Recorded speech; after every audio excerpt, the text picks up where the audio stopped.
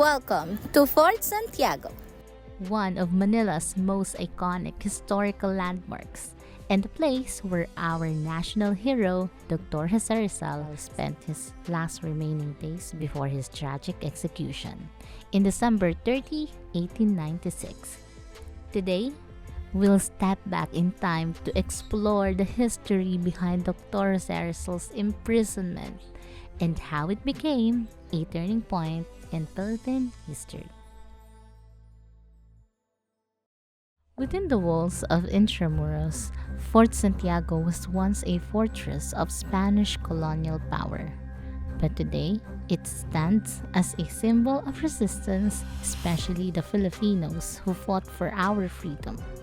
In the late 1800s, it was here that Dr. Jose Rizal was imprisoned by the Spanish authorities. Within the walls of Intramuros, Fort Santiago was once a fortress of Spanish colonial power, but today it stands as a symbol of resistance, especially the Filipinos who fought for our freedom. In the late 1800s, it was here that Dr. Jose Rizal was imprisoned by the Spanish authorities. Dr. Jose Rizal was arrested on charges on sedition and rebellion after his writings, Noli Me Tangere and El Filibusterismo, exposing the corruption of Spanish rule. His works ignited a revolution, but instead of fleeing, he chose to face the consequences of his action. After his arrest in December 1896, Dr. Jose Rizal was imprisoned here in Fort Santiago. He was kept in solitary confinement, isolated from the world. Though he was in a bad situation, he managed to maintain his dignity and commitment to his beliefs. During his time here in Fort Santiago, he wrote letters to his family and friends, offering them comfort and guidance in face of uncertainty that lie ahead. These dungeons where Dr. Jose Rizal was held were not just cold and dark. They represented the repression of free thought and silence of the nation's desire for independence. On the night before his execution, Rizal penned his final farewell to the Filipino people, Mi Ultimo Adios. In this poem, he expressed his undying love for his country and his hope for its eventual freedom.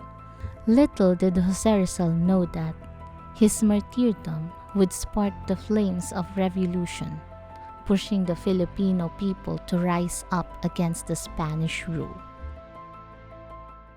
On December 30th, 1896, Dr. Jose Rizal was executed by a firing squad here at Luneta.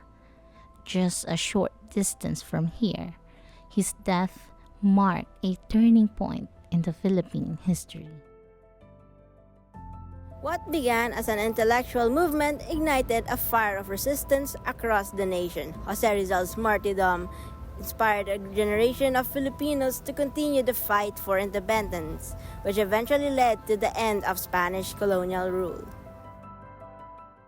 Today, Fort Santiago stands as a testament to the sacrifice made by Jose Rizal and the countless others who fought for the Filipino freedom.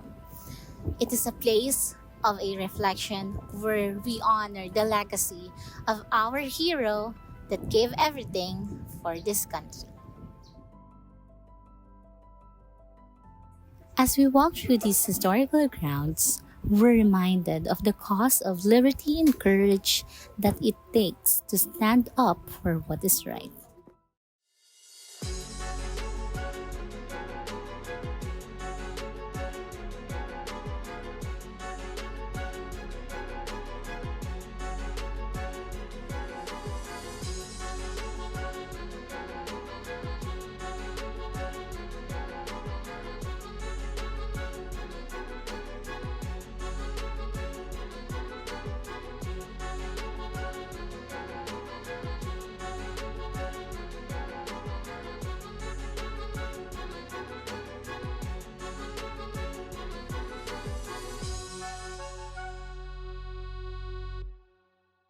Thank you for joining us in this journey through a small part of our history.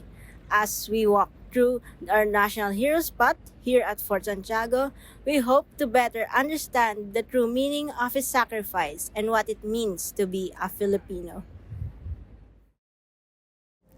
Remember, history isn't just about the past. It's about understanding of who we are today and how we can shape the future.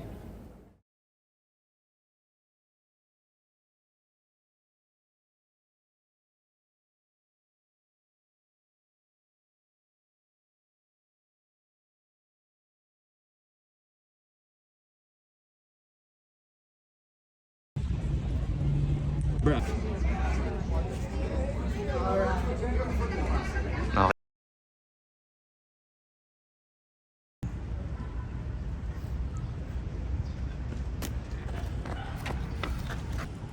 O yun, pasok.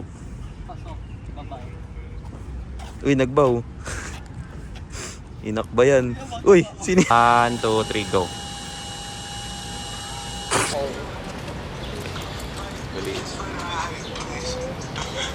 Ano yan?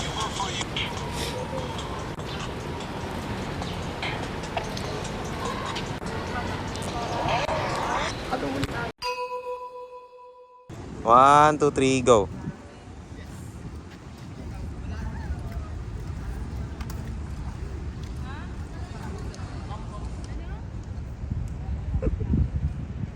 Grabe yung lakad na.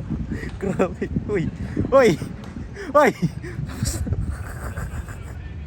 Tapos na. Tapos na yung scene. Oh. Hindi na pwede.